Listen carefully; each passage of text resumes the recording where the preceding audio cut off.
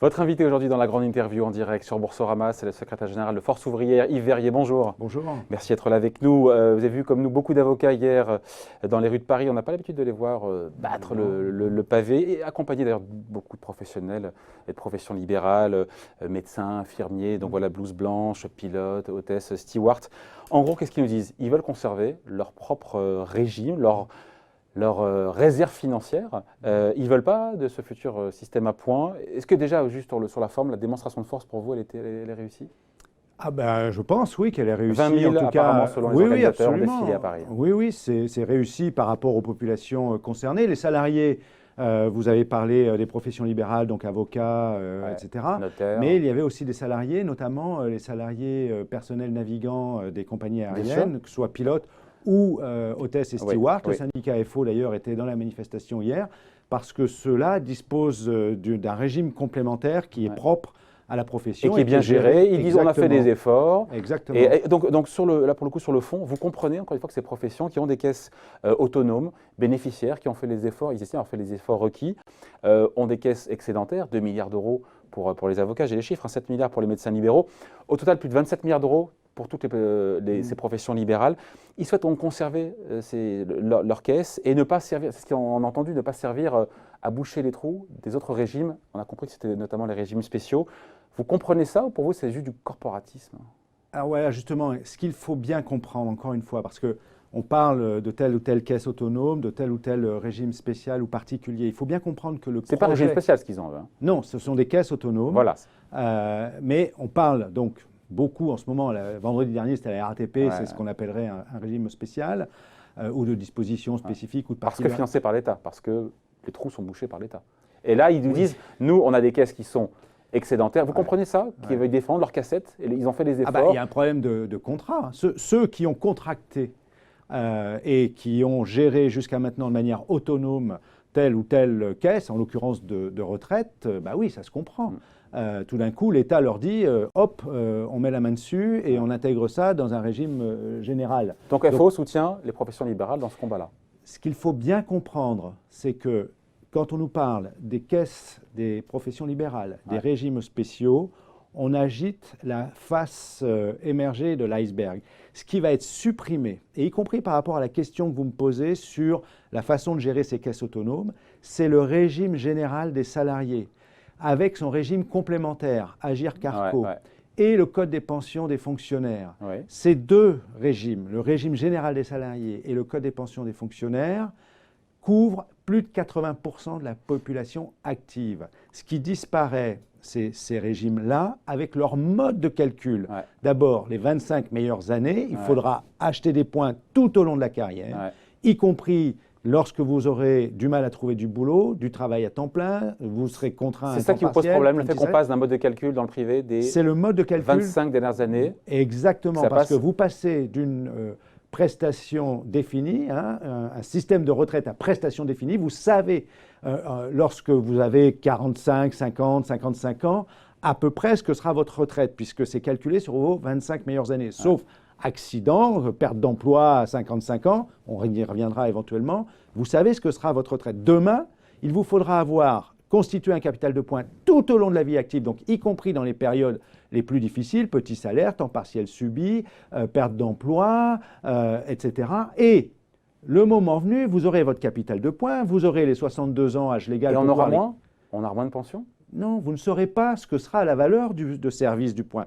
Quand vous convertirez votre capital de points, votre pension dépendra de ce que sera la valeur de service du point, ce qu'on appelle... La valeur de calcul, transformation des points en euros. Voilà. Et ça, on le saura au moment du coup près, au moment où on prendra sa retraite. Pourquoi? Parce que ça sera entre les mains de l'État et que, comme le dit précisément le rapport du haut-commissaire, chaque année, l'État, c'est-à-dire le gouvernement, proposera les lois de finances qui seront adoptées par le Parlement et qui fixeront le cadre du pilotage du système. De sorte que le système soit équilibré. De sorte que le système soit équilibré. Qu'est-ce qu'on appelle l'équilibre du système? Chaque année, zéro déficit. Oui, ou de l'économie, moins de déficit. Je rappelle qu'on a 140 milliards d'euros chaque année. C'est M. Darmanin qui l'évalue, fourchette basse, d'après ce que j'ai compris même. 140 milliards d'euros d'aide publique aux entreprises. Pourquoi faites le lien entre ce que Pourquoi? je vois venir, les retraites, c'est 300 et quelques milliards d'euros. Parce que quand on dit à l'équilibre, déficit zéro, qu'est-ce qu'on équilibre? C'est par rapport à la dépense publique. On ne cesse de parler de dépenses publiques. Mais pourquoi vous allez rogner sur les aides aux entreprises? On peut rogner aussi ailleurs. Pourquoi vous prenez spécifiquement les aides aux entreprises? Je ne veux pas rogner sur les aides aux entreprises. Je dis, est-ce qu'on a évalué l'efficacité de ces aides en termes d'emploi? Parce que ce qu'on oublie de dire, ce n'est pas le système aujourd'hui qui est défaillant, c'est l'entrée dans le système. Pourquoi vous n'avez qu'une petite retraite quand vous arrivez au moment aujourd'hui de la retraite? Parce que, et c'est plus souvent les femmes qui sont pénalisées, parce que vous êtes rentré plus tard dans la vie active, parce que vous avez eu des périodes d'interruption, parce que vous avez subi du temps partiel. Mais le commissaire, il dit, oui, mais justement, cette réforme des retraites, elle est pour les femmes qui, pour le coup, toucheront plus que ce qu'elles pourraient toucher aujourd'hui parce qu'elles ont des cahiers hachés, parce qu'elles font des enfants, etc. etc. Toucheront plus. D'abord, je veux voir combien et comment. Et deux, au prix de quoi? De la nécessité pour tout le monde de travailler plus longtemps ou d'avoir une plus faible pension. C'est comme ça qu'on veut nous faire faire l'équilibre. On veut nous faire l'équilibre sur les retraites sans dépenser plus sur les retraites, mais on ne regarde pas tous les paramètres. C'est pour ça que je dis qu'il faut regarder tous les paramètres, notamment celui de l'emploi. Et celui de l'emploi, est-ce qu'on évalue les aides publiques aux entreprises en termes d'efficacité sur l'emploi? Sont-elles efficaces? Aujourd'hui, un salarié sur deux, au moment de liquider sa retraite, n'est plus en activité. Donc ça pose un vrai problème. On nous dit qu'il faut travailler plus longtemps. Comme des seniors qui ne sont pas conservés en entreprise. Ça, c'est un vrai sujet. Et ben voilà. Qu'est-ce qu'il vous dit, Jean-Paul Delevoye, là-dessus, ou le Premier ministre, quand vous le voyez? Tout d'un coup, on nous dit, ah oui, c'est un vrai problème. Les employeurs peut-être qu'on qui donne les plaident. tarifs. Vous avez les chiffres en tête. Il faut expliquer qu'au-delà de 55 ans, on a le taux d'emploi qui est calculé par tranche d'âge. Et après 55 ans, en France, on a un taux d'emploi. Le nombre de personnes qui ont plus de 55 ans en âge, qui peuvent travailler par rapport à l'ensemble, qui ne fait que baisser et qui est beaucoup plus bas que tout ce qu'on voit ailleurs chez nos voisins européens. C'est une spécificité française, c'est un problème français à régler parce qu'effectivement se dire il faut travailler 2 ans de plus, à supposer, ça c'est un truc que vous ne voulez pas entendre, mais à supposer que ce soit voté, derrière il faut bien que la personne reste en entreprise. Bien sûr. Non mais le fond il est là. Oui, mais c'est là que le Premier ministre d'ailleurs a fait une intervention publique sur les chaînes de télévision pour annoncer les décisions du gouvernement, en indiquant par exemple qu'aujourd'hui en France, les Français ont d'ailleurs compris qu'il faudrait travailler plus longtemps, puisque aujourd'hui en moyenne, ils partent à 63,5 ans, ce qui est vrai. nous dit-il. Non, c'est faux. Départ effectif. Ils liquident leur retraite à 63,5 ans. Mais en réalité, 1 sur 2 à 62 ans, quand il arrive au moment où il peut liquider sa retraite, n'est plus en activité. Il liquide sa retraite parce qu'il a atteint l'âge du taux plein, donc on l'oblige à liquider sa retraite parce que l'assurance chômage lui dit on ne vous indemnise plus puisque vous pouvez faire valoir votre droit à la retraite. La pension d'invalidité, on ne vous la donne plus. Il liquide sa pension, mais il ne travaille plus depuis 1 an, 2 ans, 3 ans. Voilà. Et donc il n'a pas les c'est ça la complets. difficulté. Donc on nous dit travailler plus longtemps. Et vous l'avez dit ça au Mais commissaire. nous, on voudrait travailler depuis l'entrée dans la vie active avec un vrai contrat de travail, un vrai salaire jusqu'au moment Donc de vous dites qu'il ne faut pas partir s'exciter à la à repousser, travailler plus, repousser l'âge légal, qui est plus de durée de trimestre de cotisation. Vous dites, vous,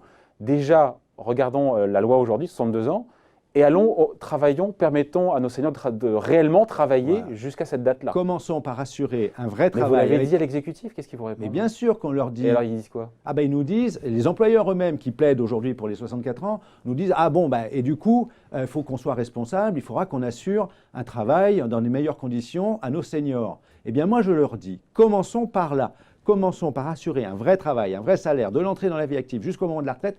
Et on regardera à ce moment-là ce que sera l'équilibre financier du régime de retraite. Et il se posera dans des termes différents de ceux dans lesquels il se pose aujourd'hui, parce qu'on aura de meilleures recettes. Et on pourra discuter à ce moment-là sur quels paramètres on joue en termes d'équilibre. Est-ce qu'on joue sur le fait qu'on améliore la recette? Alors, vous parliez des régimes autonomes, c'est ça que je voulais vous dire aussi. Oui. Aujourd'hui, il y a… Oui, pardon, ça part un peu dans tous les sens, mais il y a comme une structure dans ce qu'on raconte.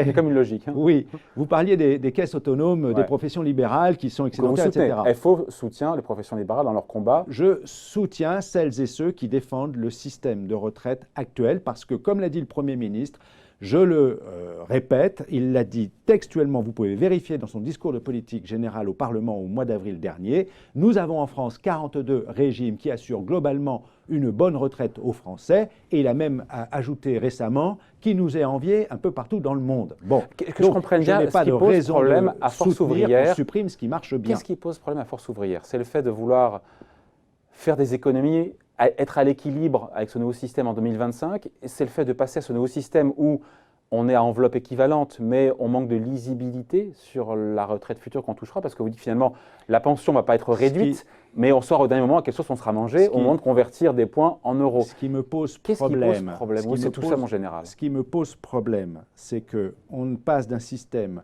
où on connaît a priori ce que sera votre retraite, sur la base des 25 meilleures années, à un système où tout dépendra de paramètres qui seront fixés au fil du temps par le gouvernement avec le Parlement, point. C'est l'État qui aura toutes les clés du système en main. Et les partenaires sociaux n'auront qu'à regarder les trains passer. Alors, aujourd'hui, on a un régime complémentaire qui s'appelle Agir Carco, qui est géré par la négociation collective entre les syndicats et les employeurs. Avec un système à points d'ailleurs. On a un système à points, mais c'est un régime complémentaire, c'est-à-dire qui vient compléter la retraite de base. Pourquoi ce qui ne pose pas sur un problème pour un régime complémentaire l'est pour le régime général, vu que c'est le même système? Parce que, ce que je vous dis, encore une fois, aujourd'hui, les syndicats négocient avec les employeurs. On vient de signer un accord. Et là, ce sera l'État qui aura le dernier mot. L'État seul aura le mot à son dire. Enfin, seul l'État réglera les paramètres du système demain. Et pourquoi vous imaginez le pire? Parce que je vous vois venir, derrière, l'idée c'est que c'est l'État, donc si l'État peut faire des économies, et ben, il rabotera, il baissera la valeur du point pour que… Parce que socialement, ce ne sera pas acceptable. Le même Premier ministre nous dit dans cette même déclaration de politique générale, nous n'en avons pas fini avec le chômage de masse et la précarité. Le problème que j'ai, c'est que les gouvernements, ces 10, 15, 20, 30 dernières années, ont baissé les bras devant la loi d'airain de l'économie. On a le sentiment que les gouvernements pensent qu'ils ne sont plus en capacité d'agir sur les paramètres de l'économie et leur seule variable est celle d'ajuster les systèmes de protection sociale aux contraintes de l'économie. C'est pour ça qu'on ne parle plus qu'en termes de rigueur, d'austérité, de déficit, de réduction de la dépense. Ce qui n'est plus le cas aujourd'hui. Vous avez vu qu'il n'y a plus d'efforts qui sont faits aujourd'hui sur la réduction du déficit. Et puis la France en sort mieux aujourd'hui en termes de croissance, quand on regarde par rapport aux autres pays européens. L'Allemagne est en récession, nous on a 1,3-1,4% de croissance, on fait mieux. Le politique, ça peut agir sur l'économie. Pourquoi on s'en sort mieux? Parce que nous avons une économie qui est moins dépendante des exportations. On ne lui fait pas. Qui est plus attachée, qui est plus réactive à la demande intérieure. Et il se trouve qu'en France, eh bien, le taux de pauvreté chez les retraités, c'est le plus faible en Europe et de loin. Le système à points en Suède, il y a un reportage récemment qui a été fait sur une chaîne de télévision. C'est une catastrophe, le système de retraite à points en Suède? Ben oui, parce que le taux de pauvreté est nettement plus élevé chez les retraités en Suède. Et vous y verrez dans ce reportage que des retraités jusqu'à 76 ans, je vous invite à consulter mon compte Twitter, puisque je l'ai relayé. Allez sur le compte Twitter @YVerrier. Voilà. Et vous trouverez ce reportage. Et encore une fois, l'économie française, tiens, parce que pareil, les 314 milliards d'euros de prestations de retraite, ça ne part pas dans un bas de laine. Les retraités consomment, c'est réinvesti dans l'économie, ça crée de l'emploi. Par exemple, les services à la personne, il y a des enjeux majeurs en la matière. FO essaye de pousser à ce qu'on reconsidère, revalorise tous ces métiers. Ça repart dans le tourisme, ça repart dans les transports, ça repart dans la consommation courante. Certes, vous faites pas donc il n'y a pas un procès que vous faites au gouvernement dans l'idée de dire il va baisser les pensions de retraite. C'est pas ça votre idée, c'est qu'aujourd'hui on va perdre en lisibilité. On va perdre en lisibilité et malheureusement on est habitué à ce que les gouvernements gouvernent en fonction des contraintes, de ce qu'ils estiment être des contraintes indépassables de l'économie, ce qui nous vaut le dogme de la réduction des déficits publics, de la dépense publique. On est un peu en train de s'asseoir dessus quand même.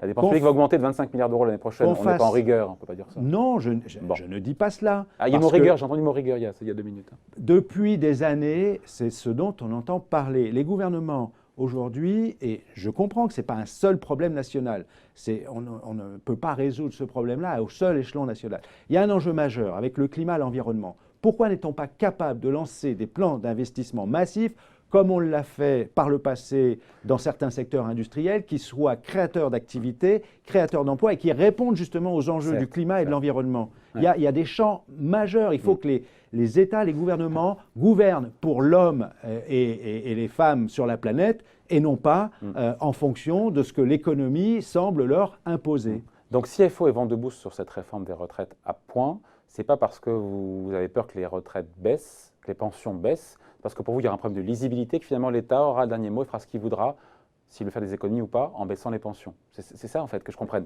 Exactement. Votre... Et demain, il y a Mais vous fort faites à un mauvais parier procès. C'est un que mauvais procès, finalement, c'est un les procès d'intention, pensions... ça, non? Non, parce que c'est ce qu'on a observé récemment. Quand est-ce que le gouvernement a réduit le pouvoir d'achat des salariés? Quand on a mis en place la CSG, quand récemment on a sous-valorisé... Le président a reculé là-dessus. Oui, mais pourquoi? Parce qu'il s'est heurté à la contestation et à la difficulté des populations concernées par le régime de rigueur qu'on voulait leur faire subir. Donc, c'est toujours des rapports de force. Je vais vous dire une chose.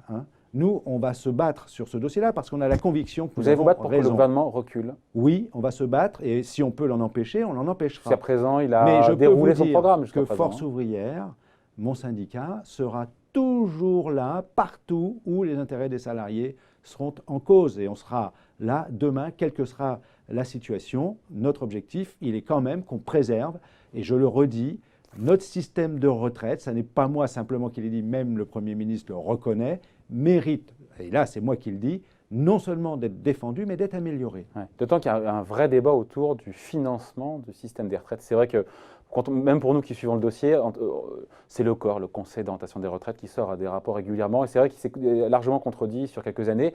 Et c'est vrai que pour le coup, on voit le Premier ministre, il a demandé au corps un nouveau diagnostic financier pour connaître l'état du déficit du système. Mais c'est vrai qu'aujourd'hui, à supposer que le corps ne change pas d'avis sur ses estimations, entre 0,3 et 0,6 points de PIB, pardon, point de PIB, mais c'est moins de 10 milliards d'euros. On se dit, mais pourquoi est-ce que le gouvernement s'excite, c'est 2025, ça va s'accélérer après, à vouloir remettre à flot, à l'équilibre, un système qui l'est quasiment déjà? Je pense que vous venez un peu d'en parler précédemment. Il y a une conjoncture économique mondiale qui n'est pas très lisible, qui n'est pas très favorable en ce moment. Donc je pense que le gouvernement anticipe des conditions plus compliquées en termes d'économie et donc de gestion budgétaire, et que 314 milliards d'euros entre ses mains, les prestations de retraite, eh bien c'est un bon instrument de gestion de la politique budgétaire. C'est pour ça que je vous dis que ma crainte, elle est quand même que ça n'aille pas dans le sens de l'amélioration des droits à la retraite, mais plutôt dans le sens de l'économie et de la réduction des droits à la retraite, que ce soit par le niveau des pensions ou le recul de l'âge auquel vous pourrez effectivement profiter d'une retraite.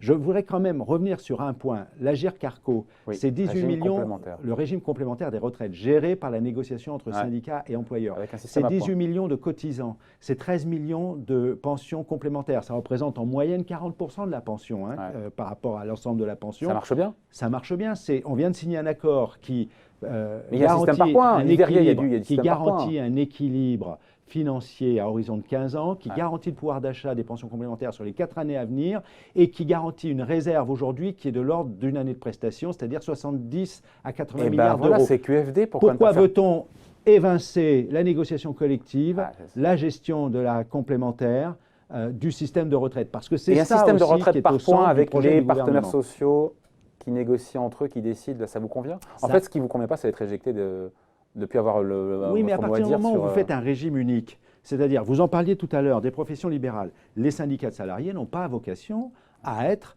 responsables et porteurs de l'intérêt général. Ça relève dans une république et d'une démocratie de l'État, du gouvernement, du Parlement.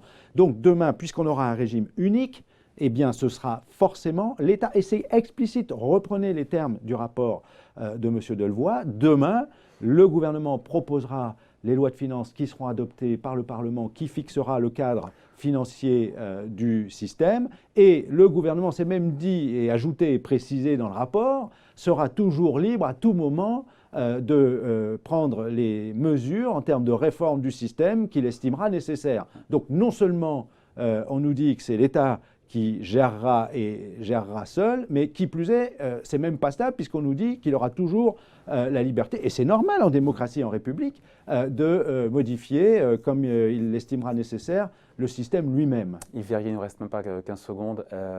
Qu'est-ce qui vous fait dire que vous réussirez à faire plier le gouvernement qui, jusqu'à présent, a toujours réussi, bon an, mal an, à dérouler son programme?